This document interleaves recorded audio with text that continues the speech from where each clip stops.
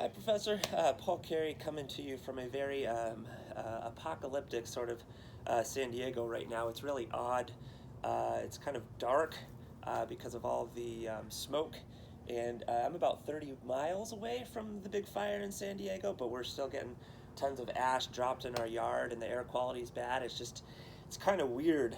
Um, you can see the sun is this kind of apocalyptic red thing through the smoke. So just kind of strange times out here, and we're hoping for the best. But back to physics. This week we're on Lab 3, which is conservation of momentum. Got my coffee again to help me out. Got my table level. I got my marbles and rulers all set up. I actually already ran through the experiment.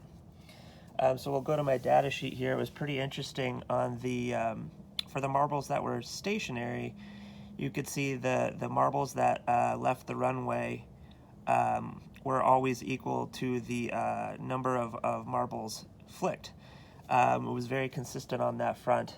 As far as the data sheet goes on the moving marbles, it was the same thing with the exception of the 1 versus 1. I had one marble that left the left side of the runway, but in theory, those would have just canceled out. But my right arm being my dominant arm, I think that one was just flicked a little bit harder than the one coming from the other side. And then the other one that actually did work out as anticipated, because I think I learned from that first one there was the 2 versus 2, where I think I had equal energy or close to coming from each side. So both of them went back out the other side.